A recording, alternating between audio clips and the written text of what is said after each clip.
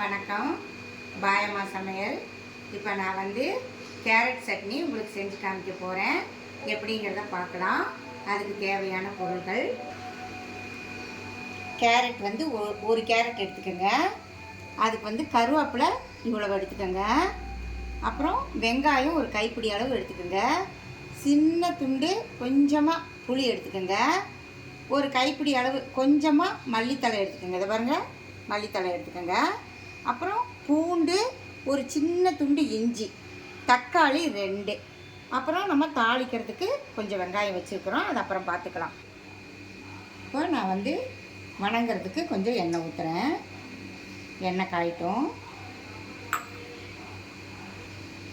1 teaspoon அளவுக்கு உளுந்து போட்டுக்கோங்க. 1 டீஸ்பூன் அளவுக்கு கடலைப்பருப்பு,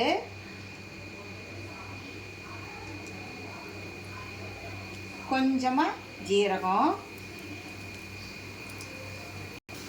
அதுக்கப்புறம் கருவேப்பிலை போட்டுக்கோங்க. இது நல்லா பொரியணும். 4 வரமிளகாய் போட்டுக்கோங்க. இப்போ பொரிஞ்சிருச்சு. அடுத்தது நீங்கள் இந்த பூண்டும் இந்த ஒரு துண்டு இஞ்சியும் போட்டுக்கோங்க. அதையும் நல்லா வதக்கி வச்சுக்கோங்க.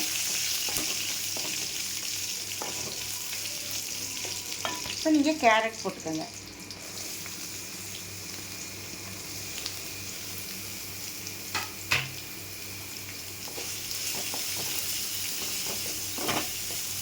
கொஞ்சம் வணங்கட்டுமா சார்? கொஞ்சம் வணங்கட்டும்.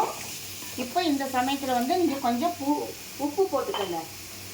உப்பு கம்மியாக போடுங்க, சட்னிக்கு எச்சா போயிடும். இதை பாருங்க, கொஞ்சமாக போட்டுக்கோங்க. தேவைப்பட்டதுன்னா நீங்கள் போட்டுக்கலாம், ஆனால் இப்போ கொஞ்சமாக போட்டுக்கோங்க. இப்போ இது வணங்கிடுச்சு. இப்போ நீங்கள் வந்து வெங்காயம் போட்டுக்கோங்க.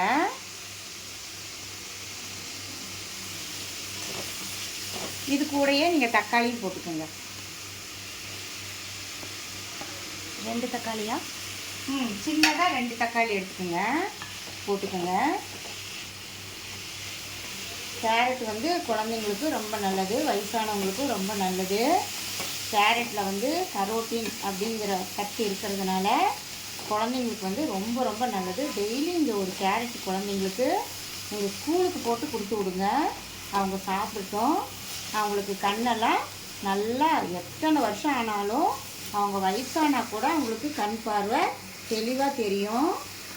அதனால் வந்து நீங்கள் கேரட்டை வந்து டெய்லி குழந்தைங்களுக்கு கொடுக்கறது நல்லது. கேரட்டை வந்து அப்படியே சாப்பிட்றது சில குழந்தைங்க சாப்பிடாது. இந்த மாதிரி நீங்கள் சட்னி பண்ணி கொடுத்தீங்கன்னா சாப்பாட்டில் பிசைஞ்சு சாப்பிட்டுக்கலாம். இல்லை இட்லி, தோசை, சப்பாத்தி எல்லாத்துலேயுமே நீங்கள் போட்டு கொடுத்துக்கலாம். இப்போ பாருங்கள், ஓரளவுக்கு நல்லா வணங்கிடுச்சு.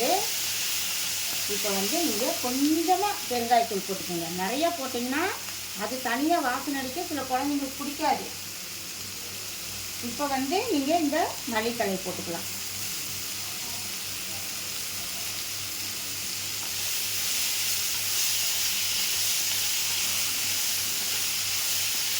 தேங்காய் கூட சிலர் போடுவாங்க, ஆனால் அது வந்து தேங்காய் போட்டால் அந்த அளவுக்கு வந்து டேஸ்ட் வருமானு தெரியல. நீங்கள் இந்த மாதிரியே செஞ்சு சாப்பிடுங்க. கடைசியாக கொஞ்சம் புளி போட்டுக்கோங்க, கழுவி போட்டுக்கோங்க. முதல்லையே போட்டிங்கன்னா அது வணங்காது, புளிக்கு எதுக்கும்.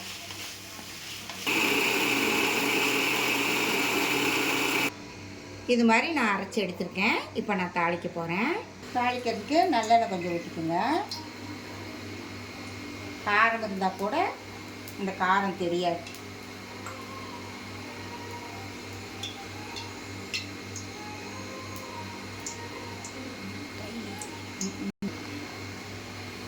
ஒரு டீஸ்பூன் அளவுக்கு கடுகு உளுந்து போட்டுக்கோங்க.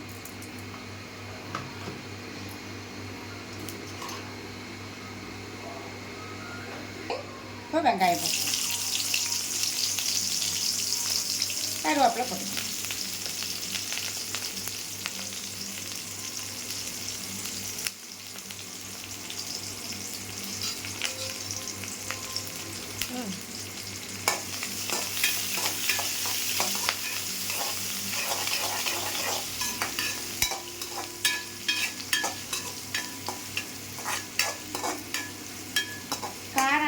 நீங்கள் சாப்பிட்றவங்களா இருந்தால் இன்னும் ஒரு வரமிளகா கூட நீங்கள் வச்சுக்கலாம்.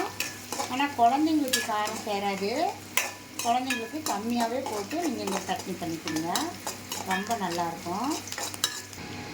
கேரட் சட்னி ரெடி ஆயிடுச்சு. எனக்கு நீங்கள் சப்ஸ்கிரைப் பண்ணுங்கள், லைக் பண்ணுங்கள். தேங்க்யூ.